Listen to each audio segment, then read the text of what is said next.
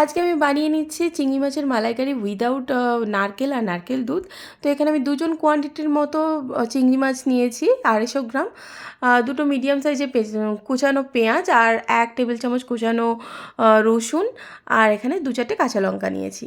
চিংড়ি মাছের দাঁড়গুলোও আমি নিয়ে নিয়েছি। চিংড়ি মাছটাকে এবার ম্যারিনেট করব নুন, হলুদ আর কাশ্মীরি লঙ্কার গুঁড়ো দিয়ে। চিংড়ি মাছের মাঝের খোলাটা আমি ছাড়িয়ে নিয়েছি, শুধু মাথা আর লেজের দিকের খোলাটা আমি রেখে দিয়েছি। দেখতে সুন্দর লাগে আর ভালোও লাগে। তো এটা ভালোভাবে ম্যারিনেট করে নেওয়ার পরে একটা মশলার পেস্ট আমি বানিয়ে নিচ্ছি। মশলাটা হচ্ছে 3 টেবিল চামচ পরিমাণ আমি পোস্ত নিয়েছি, আর চারমগজ নিয়েছি 2 টেবিল চামচ, আর এখানে নিয়েছি সর্ষে গুঁড়ো 1.5 চামচ মতো। তো এইটার একটা সুন্দর পেস্ট আমি বানিয়ে নিচ্ছি। এবার কড়াটাকে ভালোভাবে গরম করে এর মধ্যে আমি দিয়ে দিচ্ছি 2 টেবিল চামচ পরিমাণ সর্ষের তেল। আমি রান্নাটা পুরোটা সর্ষের তেলেই করব। এটাই আমার ফাইনাল তেল। এর ওপরে আমি আর কোনো তেল অ্যাড করব না। তেলটা গরম হয়ে যাওয়ার পর এক এক করে মাছগুলো ছেড়ে দেবো। দুদিকটা ভালোভাবে গোল্ডেন ব্রাউন হওয়া অবধি আমি মাছগুলোকে ভেজে নেব। তারপর এটাকে সাইডে সরিয়ে রাখবো। একটু ঢাকা দিয়ে আমি মাছগুলোকে ভেজে নিয়েছি। ঠিক এই রকম ভাজাটা হবে।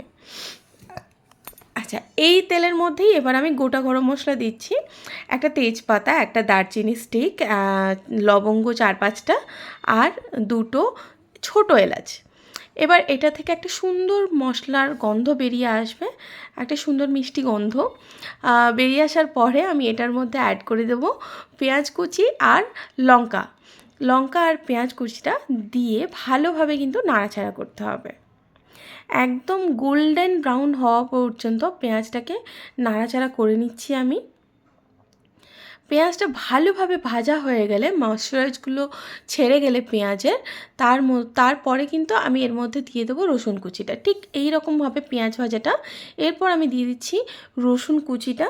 ভালোভাবে রসুন কুচিটাকেও মিশিয়ে নিতে হবে যতক্ষণ না পর্যন্ত রসুনের কাঁচা গন্ধটা চলে যাচ্ছে।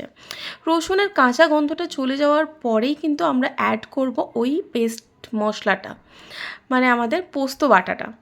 ভালোভাবে এটাকে এই মিক্সি ধোয়া জলটাও আমি এর মধ্যে দিয়ে দিচ্ছি। ভালোভাবে এটাকে মিশিয়ে নিতে হবে। আচ্ছা, এখানে কয়েকটা মশলা অ্যাড করতে হবে, গুঁড়ো মশলা, যেটা আমি দেখাতে ভুলে গেছি। তো আমি বলে দিচ্ছি, এখানে 1 চামচ পরিমাণ হলুদ গুঁড়ো, 1 চামচ পরিমাণ কাশ্মীরি লঙ্কার গুঁড়ো, আর 1 চামচ পরিমাণ ধনের গুঁড়ো আমি এখানে অ্যাড করেছি। জিরের গুঁড়ো আমি এখানে অ্যাড করিনি। জিরের গুঁড়ো খুব একটা কাজে লাগে না এখানে। এটা দিয়ে ভালোভাবে জল দিয়ে কষিয়ে নিতে হবে। একটু নুন সামান্য লাগলে দিয়ে নিতে হবে। পেঁয়াজটা ভাজার সময় অলরেডি অল্প একটু নুন আমি দিয়েছিলাম। যদি নুনটা কম লাগে তাহলে এখানে কিন্তু নুনটা অ্যাড করে দিতে হবে। দিয়ে এটাকে ভালো করে ঢাকনা দিয়ে কুক করতে হবে। ঢাকনাটা তুলে দেখলাম যে তেলটা ছেড়ে গেছে। তেলটা ছেড়ে যাওয়ার পরেও এটাকে ভালোভাবে নাড়াচাড়া করে নিতে হবে। এই শুকনো শুকনো হওয়া অবধি কিন্তু আমরা এটাকে রান্না করব। ভালোভাবে কষিয়ে কষিয়ে এটাকে রান্না করতে হবে, এই মশলাটাই মেন। তো এবার আমি অ্যাড করে দিচ্ছি একটু চিনি। চিনিটা দিয়েও আমি ভালোভাবে এটাকে নাড়াচাড়া করে নেবো। অলরেডি কিন্তু আমাদের এটা লাল লাল হয়ে গেছে।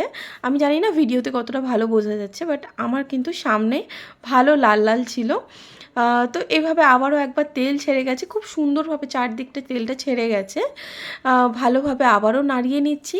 এইবার আমি এই জলটাকে যতক্ষণ না অবধি শুকনো হয় ততক্ষণ অবধি কিন্তু আমি নাড়াচাড়া করে নেব। মশলাটা ভালোভাবে শুকনো হয়ে গেলে তারপরেই কিন্তু আমি দুধটা অ্যাড করব।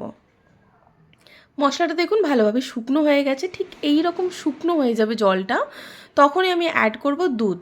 আমি এখানে 2 কাপ মতন আমি দুধ নিয়েছি। ভালোভাবে আমি গরুর দুধই ইউজ করেছি। কেউ চাইলে এটা ফুল ফ্যাট ক্রিম মার্কেটে যেগুলো পাওয়া যায় সেগুলো ইউজ করতে পারে।